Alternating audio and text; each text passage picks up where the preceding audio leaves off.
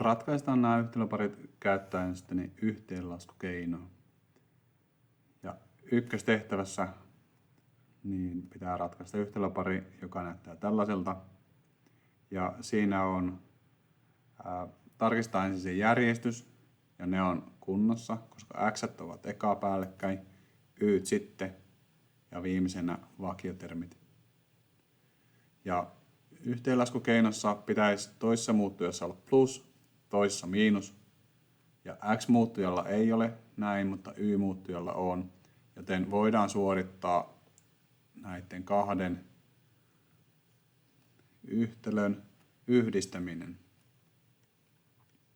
Ja kun plussataan ne yhtälöt yhteen, niin plussataan ensimmäisenä x, 5x. Toisena plussataan y, ja koska ne on plus ja miinus y, niin niistä tulee 0. Yhtä suuruusmerkit tulee samalle kohdalle kuin alkuperäisestä, ja vakioista saadaan 15. Saatiin yhdistetty yhtälö, jossa on yksi muuttuja x, ja siitä voidaan x ratkaista jakamalla x:n kertoimella, eli 5. X on 3. Toinen muuttuja on nyt selvillä. Pitäisi saada vielä selville toinen, eli y. Ja kun katsotaan tätä alkuperäistä yhtälöä 2x plus y on 10, niin voidaan sijoittaa tämä kolmonen tähän yhtälöön x:n tilalle. Koska x ja kolmonen ovat samoja, niin vaihdetaan tässä lausekkeessa x kolmoseksi. Katsotaan mitä saadaan. 2 kertaa kolmonen plus y on 10. Saatiin yhtälö, jossa on ainoa muuttuja y. Ja siitä voidaan sieventää. 6 plus y on 10. 6 pitäisi saada pois täältä. Miinustetaan 6. Ja vastaus. X oli 3, yksi saatiin 4. Toinen tehtävä.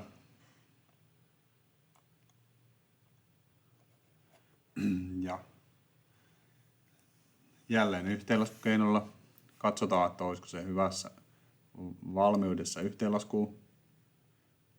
X on oikealla kohdilla, y oikealla kohdilla, yhtä suuruusmerkit ja vakiot. Y-muuttujalla on plus ja plus, joten ne ei ole hyvin, mutta riittää kun toisella muuttujalla on niin kuin x:n tapainen tilanne miinus 2x ja plus 2x.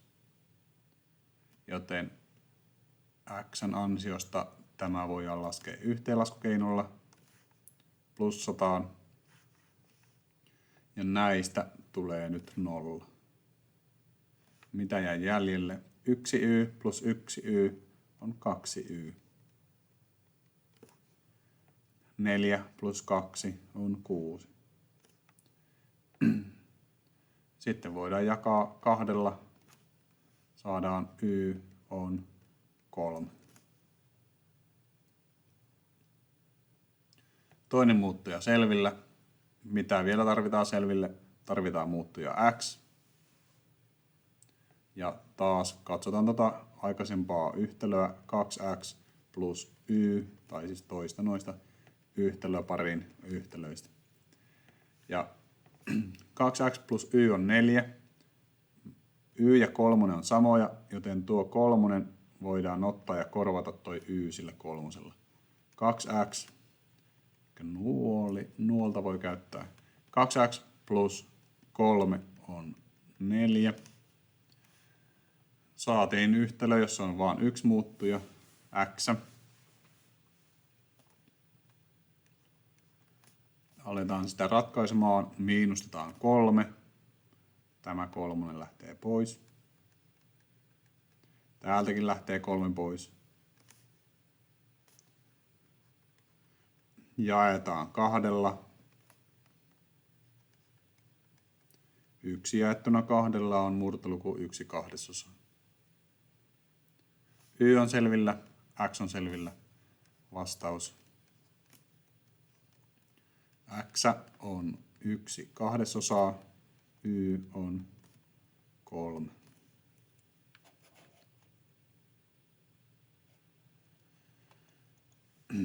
Tehtävä 3. Siinä on yhtälöpari, joka on hyvässä järjestyksessä, x, y ja vakiot. Tässä kuitenkaan ei ole sitä plus-miinus-ehtoa, eli pitäisi olla miinus 5x plus 5x tai miinus y plus y. Tämän x-termin vaihtaminen niin, että siinä olisi sopivasti xää ylhäällä ja alhaalla on vähän työlästä, mutta y on aika lähekkäin, eli plus y pitäisi saada muutettua miinus yksi. Ja me saadaan vaihdettua se, kun kerrotaan tätä riviä miinus ykköselle. Kirjoitetaan koko yhtälöpari uusiksi niin, että ylärivi kerrotaan miinus ykköselle.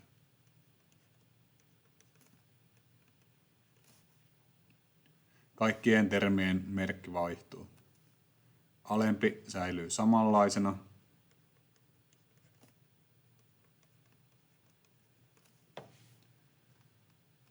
Nyt meillä on tässä miinus y ja plus y, joten suoritetaan tämä yhdistäminen.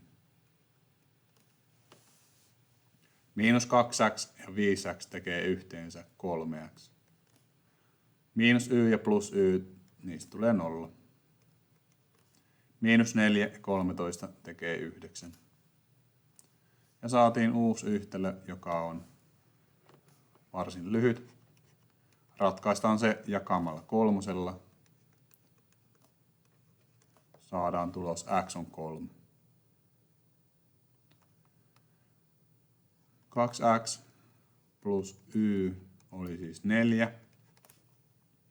Otetaan tämä arvo 3 ja sijoitetaan se x:n tilalle. 2 kertaa 3 plus y on 4.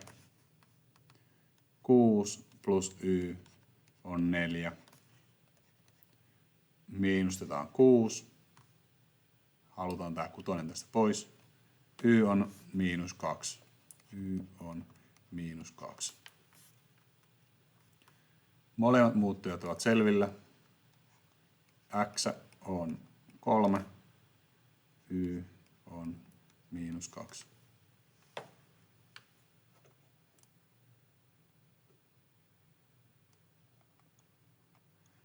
Ja vielä yksi tehtävä. Ratkaise yhtälöpari. Ja x on järjestyksessä, y on järjestyksessä ja vakiotermit on järjestyksessä. Siellä on plus 3x ja miinus x. Eli siellä on valmiiksi jo plusmerkkinen muuttuja ja miinusmerkkinen muuttuja. Ongelma on kuitenkin, että jos näitä alkaa laskea nyt yhteen, niin tämä miinus x ei hävitä tätä 3x, vaan siitä jäisi jäljelle 2x. Meidän täytyy saada tätä miinus x muuttujaa suuremmaksi, jotta x muuttuja siitä niin lähtisi pois. Eli sen kerrointa täytyy muuttaa. Ja kerrotaan sitä riviä 3, niin saadaan parempaan muotoon se yhtälö. 3x miinus 2y on 2. Ylempi yhtälö ei muutu mihinkään. Alempaa yhtälöä jokaista termiä kerrotaan 3. Miinus 3x plus 9y on 12. Tämän jälkeen me saatiin 3x ja miinus 3x, jolloin voidaan alkaa sitä yhdistämistä tekemään. 3x ja miinus 3x kumoaa toisensa. Miinus 2y plus 9y tekee 7y. Ja 2 plus 12 tekee 14. Saatiin lyhyempi yhtälö. Ratkaistaan se jakamalla 7. Ja toinen muuttuja on nyt selvillä. Selvitään toinen muuttuja. 3x miinus 2y on 2. Eli tämä kakkonen on sama kuin y, joten se voidaan sijoittaa tuohon kohtaan. 3x miinus 2 kertaa 2 on 2. 3x miinus 4 on 2.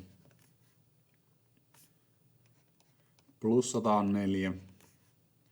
3x on yhtä paljon kuin 6. Jaetaan 3. X on 2. Molemmat yhtälöt ratkaistu. Kirjoitetaan vastaus. Vastaus.